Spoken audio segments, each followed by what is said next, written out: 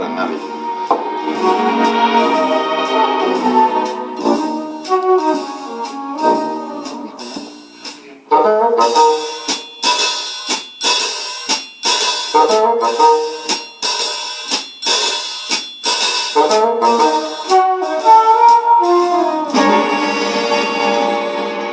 Pues yo creo que si hacemos ya en otra ocasión analizamos el caso del presidente Polk, que para mí, bueno, en la historia de las relaciones bilaterales de México y Estados Unidos, Polk es el presidente Polk, el mendaz, el embustero, fue el presidente más siniestro, porque digo, gracias a él o en razón de él, perdimos más de la mitad del territorio nacional.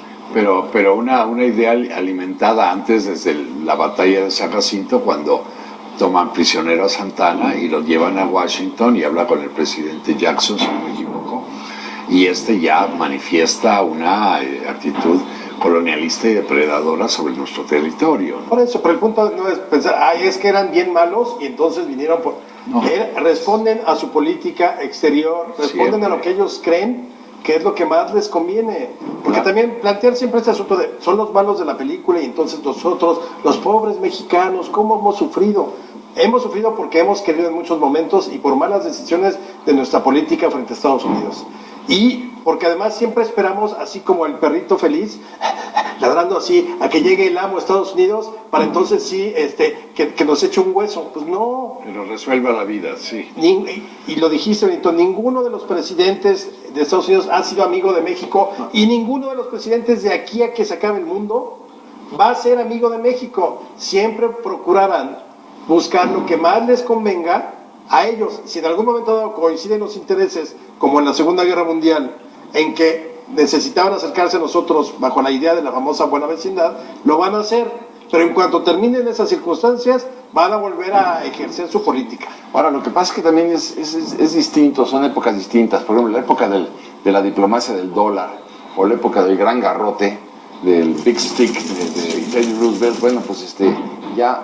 Claro que puedes decir ahora se llama de otra manera, pero yo creo que sean las relaciones internacionales de alguna manera entre México y Estados Unidos se han venido ajustando por un interés ya recíproco, ¿no? Sí. Somos el tercer cliente de los Estados Unidos y tienen que tener mucho cuidado también ya con cómo nos tratan, porque también les puede repercutir a ellos en la creación de empleos, que es muy serio, en los consumos. O sea, hay muchas razones. El Tratado de Libre Comercio ya vale $1.500 millones diarios.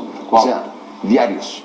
Ya es una cifra importantísima. Claro, más una frontera porosa, permeable, donde todos los días hay millones de cruces, donde hay una economía que si no fuera así no existiría.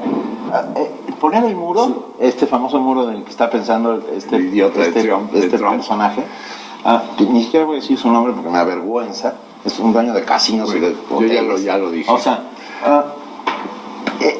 es romper con todas las lógicas primarias de creación económica, punto. Sí. O sea, esa frontera vive gracias o desaparecerían los estados de Texas, de California, todos aquellos que cruzan,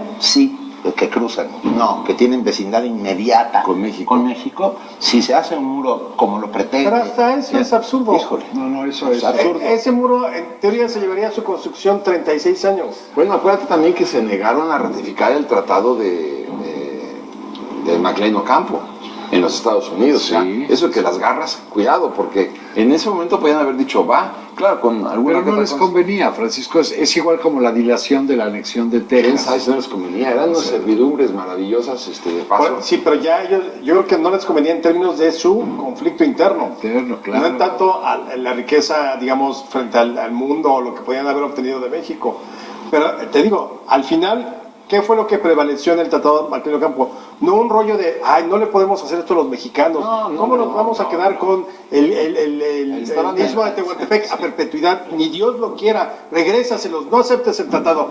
Por favor, era más bien, los pinches sureños nos van a hacer la vida de cuadritos. Claro. No, díganle que no. Van a ser estados esclavistas. Exactamente. Entonces no queremos más, porque se va a romper el equilibrio entre... Exactamente. Sí, igual operó con la anexión de Texas, por eso tardaron muchos años en anexar Pero Texas. bueno, hay que ponerlo en su contexto, ¿no? Ese es el punto. O sea, yo creo que no podemos nosotros analizar las relaciones México-Estados Unidos sin pensar que Los norteamericanos piensan en su beneficio antes que en cualquier otro beneficio. Mira, tienes razón. Estadounidenses, porque norteamericanos somos todos. Sí. Digo, nada más para la precisión histórica. Sí.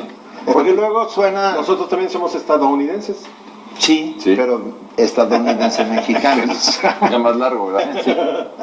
Sí, pero iba yo a decir, por ejemplo, el caso del presidente Taft con el presidente Díaz, ¿no?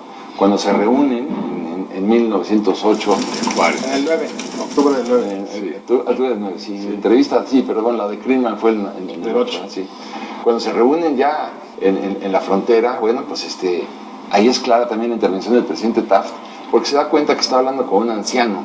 Decrépito ya. Decrépito, que le había dado una serie de canonjías a los inversionistas europeos. Y dice, este no es el momento ya de sostener a este hombre que se puede morir en cualquier momento y que ha sido un entreguista a los intereses europeos. Y su familia también tiene intereses con las compañías petroleras. Y por eso, pues, de alguna manera, Taft, cuando manda 20,000 hombres a la frontera, es cuando Díaz dice, se acabó mi gobierno. Bueno, se acabó la dictadura. Pero fíjate, él es el Taft, el republicano. Sí. Y luego viene Woodrow Wilson, el demócrata, que dice, pues yo me voy a meter porque ya no me gusta mucho que haya revolución en México. Pues ahí les van mis 6,000, 7,000 soldados norteamericanos que se van a quedar en Veracruz de abril de 1914 a noviembre del 14. Y es el demócrata, el que en todo caso estaba más cercano a el gobierno de Madero, que ya no le tocó porque cae un poquito antes Madero, pero que el demócrata que busca el sufragio efectivo, que busca todo eso. Es que no hay diferencia entre si exactamente. pueden ser republicanos o demócratas, su política No, exterior es que aquí es hay la un matiz misma. importante. Wilson lo que quería era trabar una alianza con el presidente Madero. Le había gustado mucho la campaña política de Madero, la campaña electoral de Madero. Y entonces dijo, yo quiero este concepto de la democracia mexicana, después de la expatriación o del lanzamiento de Díaz, me gusta para vender el concepto democrático en América Latina. Y los hombres de negocios de Wall Street asesinaron 15 días antes de que tomara posesión Wilson, de la Casa Blanca, asesinan al presidente Madero. Y luego hay otro ejemplo muy por claro. eso se enoja. Claro. Wilson dice, espérame, este era el... Y no voy a permitir que el chacal Victoriano Huerta se quede en el poder. Y no estoy justificando la intervención del 14, pero bueno, estoy tratando de explicar qué fue lo que pasó en la mente de Wilson, ¿no? Claro, por eso pero te digo, siempre hay que estar pendientes de lo que quieren.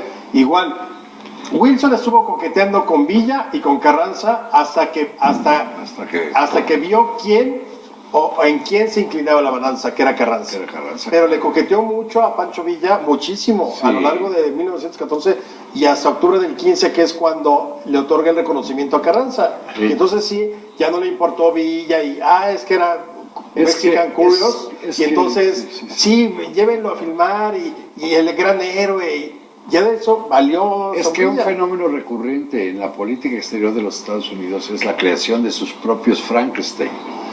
Ellos crean a Noriega y luego se arrepienten, crean a Bin Laden y luego se arrepienten. No, y bueno, crean a Hussein, a Somoza, a Trujillo, a Henry Lee todos. Henry Lee Wilson lo dejan.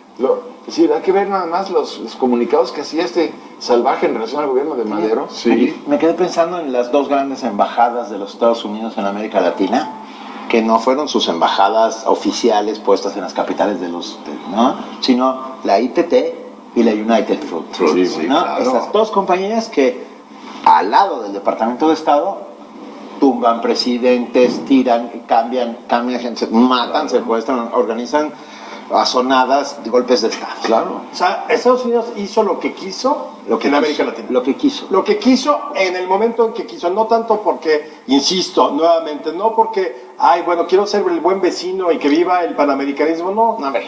Y intervino cuando necesitaba o quería hacerlo, dejó de intervenir cuando necesitaba o quería hacerlo, y apoyó las democracias tantas veces como apoyó las dictaduras. Pero la última... Pero más dictaduras que democracias. ¿Eh? Sobre todo en los años... En los 60, sí, claro. Pero la última intervención militar yanqui, digamos, en América Latina fue la de Granada. Granada, un país de este tamaño. Minúsculo, Sí, en el gobierno, creo que fue en el gobierno de Reagan. Así es. Sí, creo que fue así en el es. gobierno de Reagan. Un poquito más, no fue con... No. Fue con Reagan, ¿no? ¿No fue papá Bush? Bush primero? Bush padre. No, creo que sí es. No, creo que es Reagan, sí. Creo que es Reagan. Pero me quedé pensando que a pesar de todo ha habido presidentes de Estados Unidos muy queridos en México y estaba yo pensando en Kennedy, John F. Kennedy, que vino a visitarnos y bueno, fue un espectáculo y congregó a miles de gentes. Y era guapo, Y era carismático, guapo, con una esposa guapísima, pero es él el que crea en México el mayor centro de espionaje Sí, claro. para todo el resto de América Latina.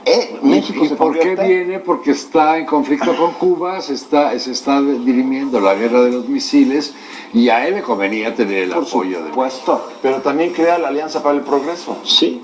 que por otro lado creo que fue una buena sugerencia que ningún presidente posterior lo siguió. Salud, salud.